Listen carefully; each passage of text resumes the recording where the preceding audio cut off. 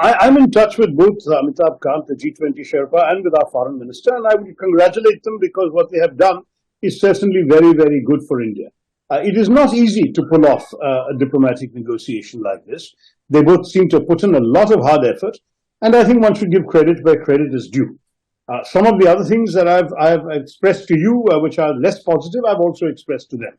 But as far as the achievement of actually squaring the circle, which is an impossible task almost, on Ukraine is concerned, it's really very, very impressive because for 9 months, we were genuinely facing at every one of, for example, the finance ministers meeting, the foreign ministers meeting, etc. There was no agreement. And the positions seemed to be getting farther apart rather than closer together. So it really was an extremely effective achievement to pull this off. And I will not hesitate to compliment those led by Amitabh Kant and Foreign Minister Jaishankar.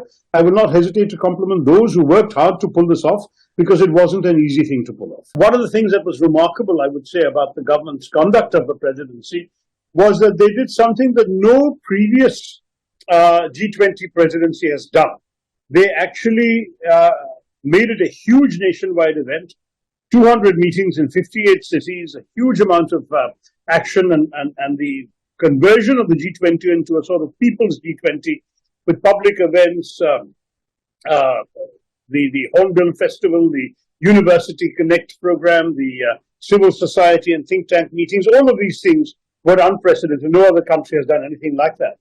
And that is in some ways both a credit to India for taking the message of the G20 to the entire people, but it's also an attempt by the ruling party to instrumentalize the G20 as something that would turn out to be an asset for them politically.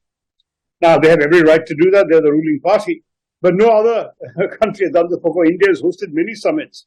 Never has the ruling party celebrated its leadership in such a way.